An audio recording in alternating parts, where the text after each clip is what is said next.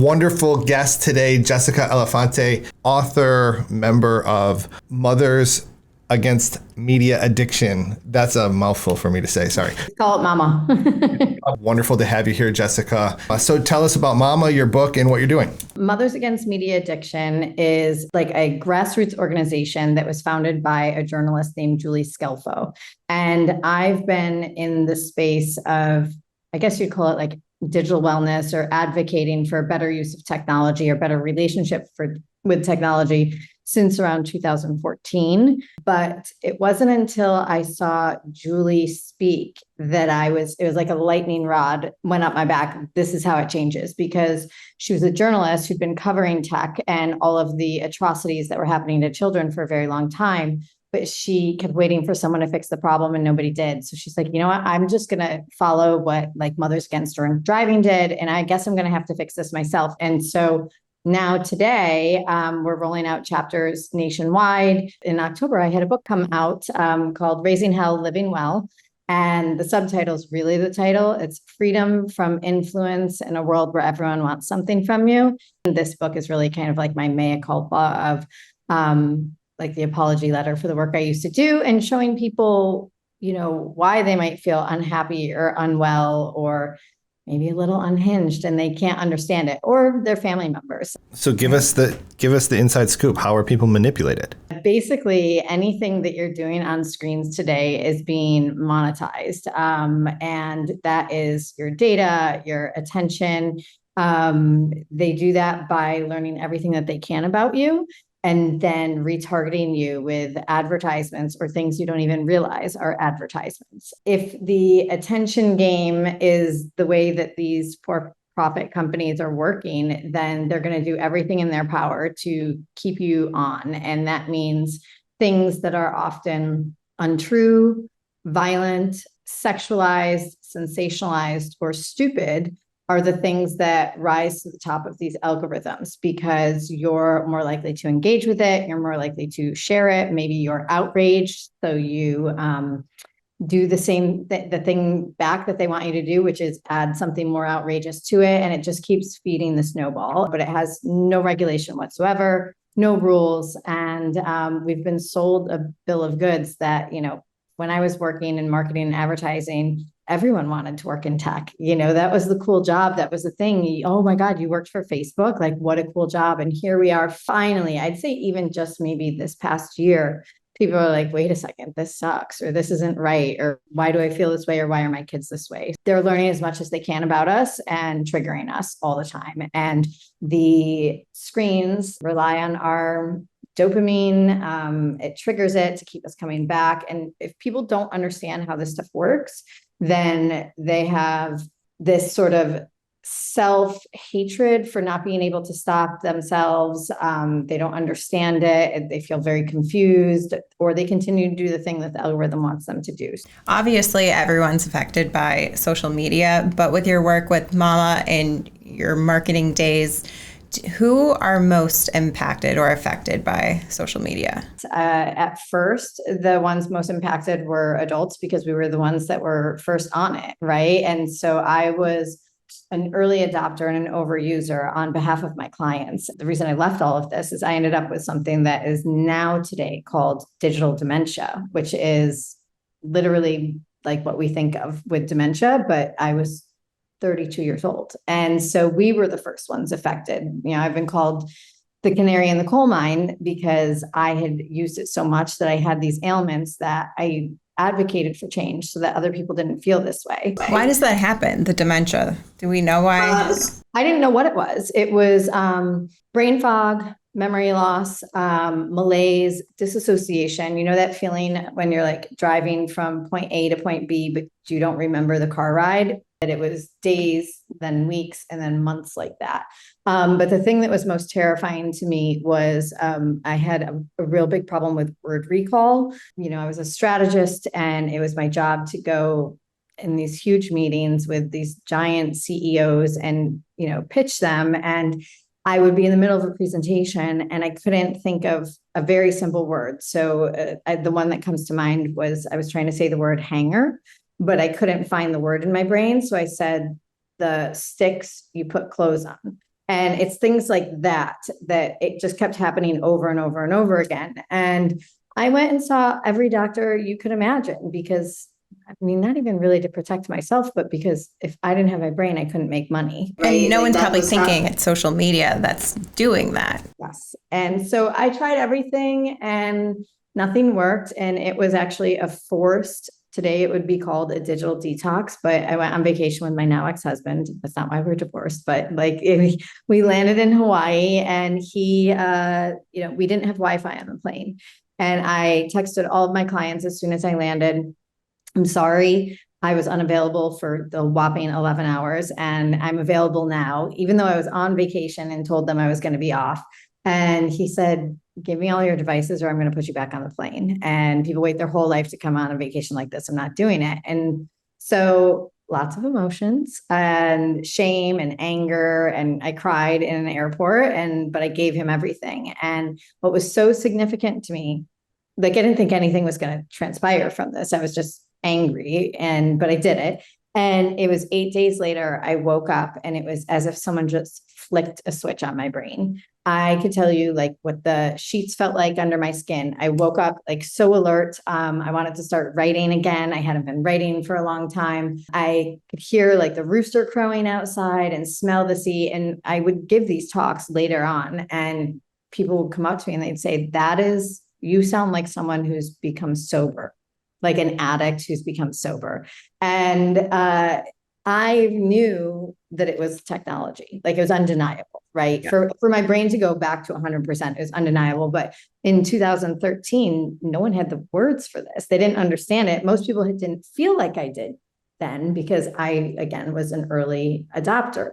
Today, I think the general population probably feels like I do, and children especially. There is a scientist who ended up studying this. His name's Manfred Spitzer. He was based out of somewhere in Europe, and he coined the term digital dementia after all of this. And I can still feel those symptoms come back based off of how often I use things. But so that was the first one. Today, it's children is the ones that are most impacted because they don't know any better. We've shoved them onto everything. We've told them the world is undeniably digital, and they have to do this. We've replaced things like learning in school with pen and paper or teachers with screens and iPads that is not allowing them the same experience. Now we're only starting to get the studies that show that they retain 40% less. So they're the ones that are most impacted. But as we go to try and protect these kids, these tech companies, they got to find another place to make their money. So the ones they're going after right now that I see is people that are lonely. So the elderly is really a susceptible sort of area. And then the ones that are most impacted, when I started this, it used to be called the digital divide, where they felt that people who did not have the socioeconomic background to be able to buy a laptop or an iPhone would be left behind. So there was this huge push by tech companies that like, we're going to give these, to people. Now the digital divide is everyone has devices, but it's those socioeconomic backgrounds again, where maybe the parents are working a few jobs or that they don't have the time to be researching something the way that I am to understand the negative impacts. And so therefore, every time an app updates and automatically opts their child in, they're not protecting them in the same way. And so the digital divide is the sort of underprivileged communities are really at the brunt of this right now. So you've had some tremendous successes over the last few months with Mama and some legislation being passed. I know your organization is right in the middle of it. Tell the people a little about what you've kind of accomplished over the last few months. It's been incredible. As much as we were fighting for it, I didn't think it was going to pass.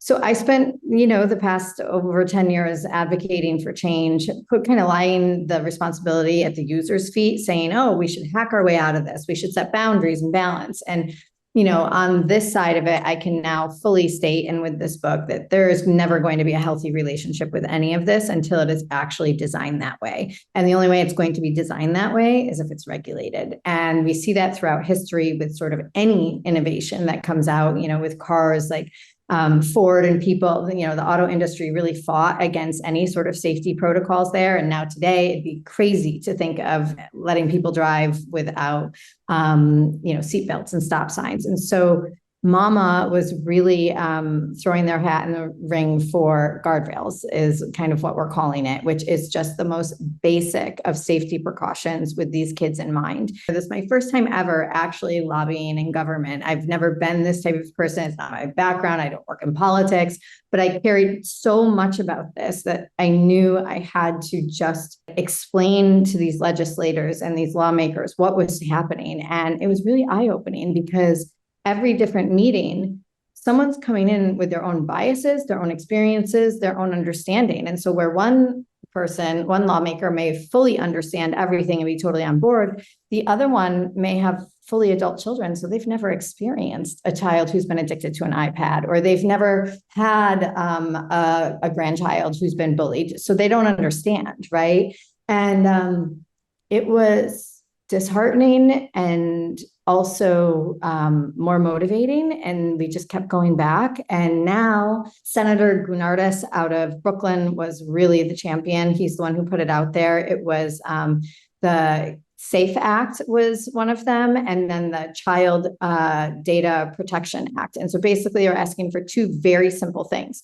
which is social media feed for children that is not algorithm driven of suggested content. So if you are of a certain age, you follow your friends, you follow your school teacher, you follow Taylor Swift or the New York Yankees, that is what you see.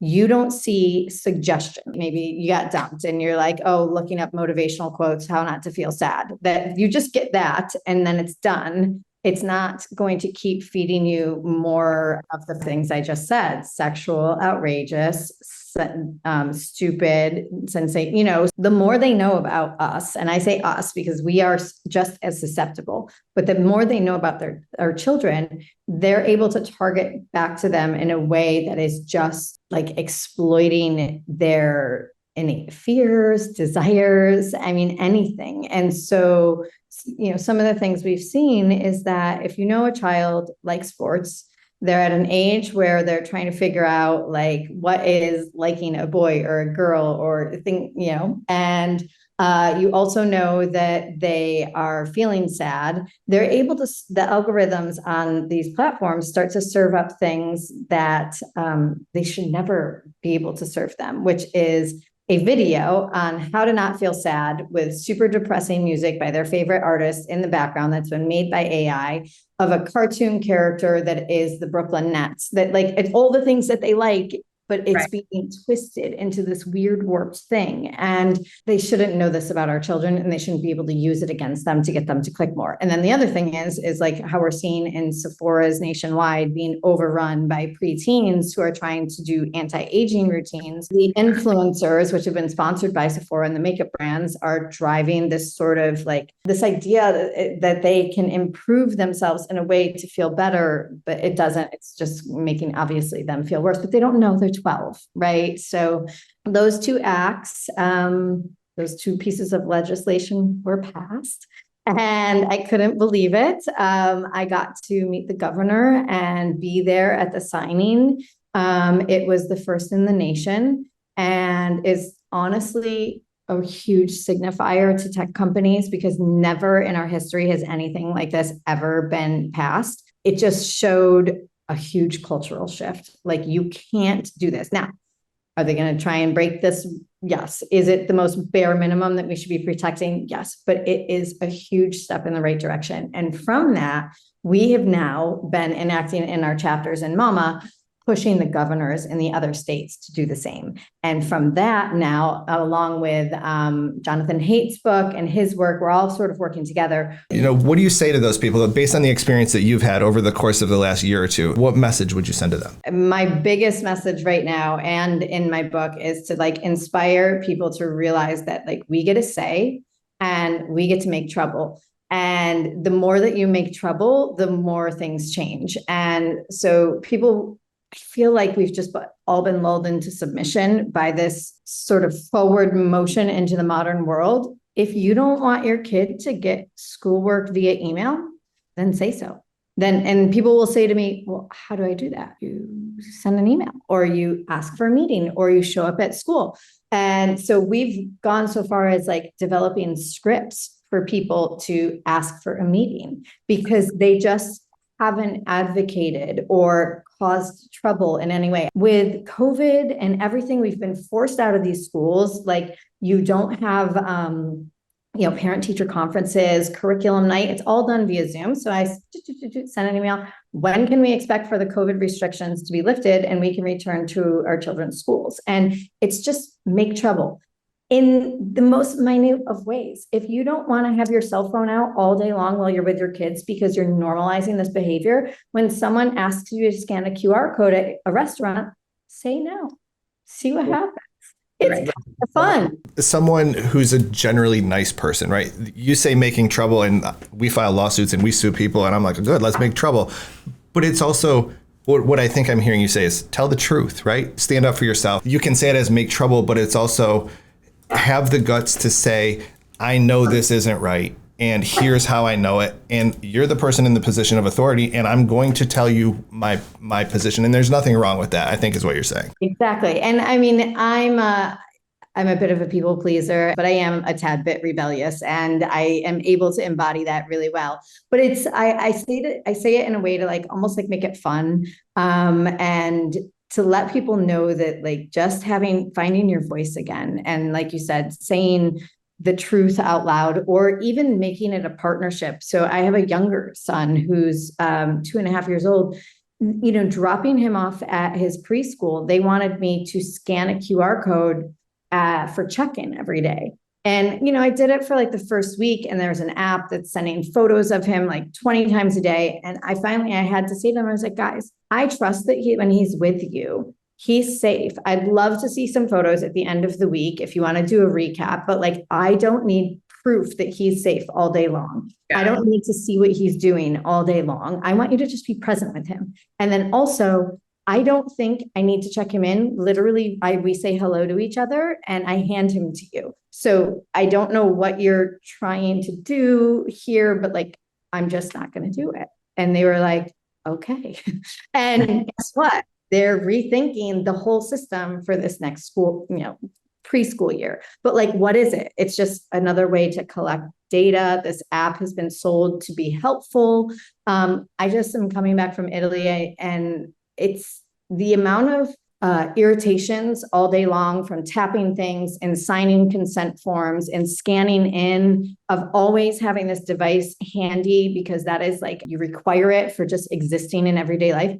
It's not like that over there. It's not. And everything is more calm and more peaceful. So if you feel overwhelmed and you don't like how things are, then just start to speak up and say, you know what? It used to be better when we got homework by paper, or when you sent a recap once a month. What's the goal of your organization for social media addiction in children over the course of the next, say, give us a 90-day, 6-month, year, best case scenario for Mama? Mama has sort of like 3 things that they're focused on. One is parental education, and that means making parents understand the dangers of social media. And it's actually not just social media. We say all media because it could be ed tech, things like that. So it's educating the parents, getting phones out of school. So there's a large bucket of time in their lives where they are free from being manipulated and exploited and can be present and in community.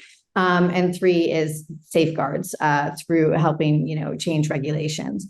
This should not be a part of childhood at all. And defining childhood, I don't want to speak on behalf of Mama here, but my kid looks at me and he goes, well, can we talk about a smartphone in high school? I said, sure, we could talk about it. He goes, so you're going to let me have one? I go, no, probably not. And he's like, well, when? And I go, I don't know, like when they're safe. And so I don't know if the technology changes.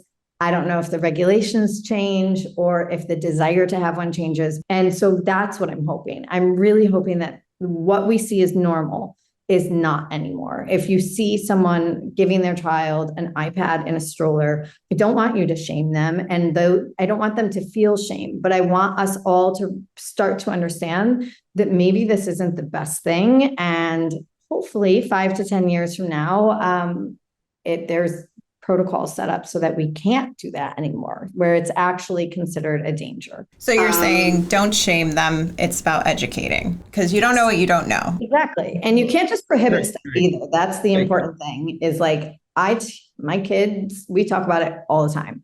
Like I explained to him why he doesn't have these things and how these things work. And yeah, of course, there's going to come a time, probably has already, where I'm not around, where he's offered things, where he's going to try something. And I'm hoping our values kick in, but I'm also hoping the things that I have taught him help protect him even when I'm not there. The people who are hearing what you're saying, how do they get involved with Mama, or where do they go to see all this in writing? Of course. So you can go to joinmama.org, and there is a beautiful website that has a bunch of information on it. Just pop your location in and your email, and you can check the boxes of like, what do you want to get involved in? It can be something as simple as like hosting an event. Maybe you want to actually start a chapter in your hometown. Maybe you want to download a bunch of scripts before we go back to school. It's the perfect time to reach out to your administration and say, hey, given everything in the news and what's happening, the Surgeon General's warning, what are you going to do about these things? So joinmama.org. And then there's a lot of really great books out there right now. This isn't a plug for mine. Like read Jonathan Haidt's book, The Anxious Generation. It really helps you understand that this isn't opinions. Like this is facts. I was able to speak to this through my own personal experience 12 years ago, but now we sadly have the data, as you both know, of what's actually transpiring. We have had enough years to study the negative impacts on children. And, yes, am I thrilled that these regulations are passing? For sure. Am I thrilled that culture is starting to become aware? Yes. But in your own home and in your own lives, like no one is going to be a better representation of how you should have a relationship with this and a protector than yourself, which is exhausting. I'm not going to lie. So we're working on the same program. We're a law firm, and we're suing tech companies, big tech, on behalf of children who've been hurt by the algorithm. And what we're finding are the internal documents. I think our lawsuit's going to be critical to the next legislative steps, because all of these documents are going to come out throughout the court process. We take the worst of the worst, the kids who hurt themselves, the kids who become anorexic. What I guess keeps me up at night is, what about all the other kids, the ones who you can't see it? There's the 90% other kids that are suffering. They just don't have that exact diagnosis. And it's every kid, it's millions of kids around the United States. So thank you for what you're doing. It's just been amazing to meet you and see what a group of people can do for the right reasons. And you're not getting rich from it. You're fighting against big tech. And it's interesting to see the people come behind, and even the politicians know the difference. These are big political donors, and you're still able to make some success. I think it speaks to the gravity of the issue before our country right now.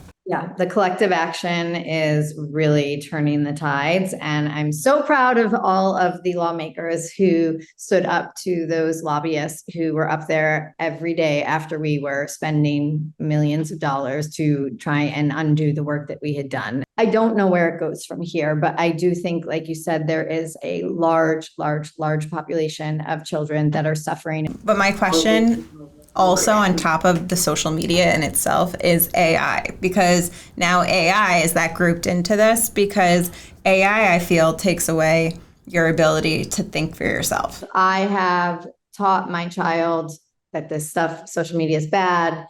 If I have prevented him from going on it, if I have read every single consent form and protected him, AI changes the air we breathe, because other people are experiencing it and consuming it, and it's changing what's reality. And so I actually can't stop that. When I think of AI, it's terrifying. I don't want to be the big, dark, black cloud, but what I would say is that it's just going to amplify everything times a bazillion. And so the way that children are being exploited and manipulated through those 5 things of sexualization, misinformation, salaciousness, untrue, like stupidity, is times a bazillion. So one of the things that we're seeing is people using artificial intelligence to study like a video game, like they play in a video game together in a room, and they somehow are able to get in and pay attention and learn the lingo and the language that these children are using. And then they use AI to scrape all the data of the children's images to create an image of somebody's cousin, a fake cousin. And then they use AI to learn about the area of which they live. So all of a sudden you get a friend request from somebody who says that they're the cousin who were here this summer playing at XYZ park in your neighborhood, and they met you, but you don't remember. You accept the request, and they're speaking in the same lingo. And so none of it's real.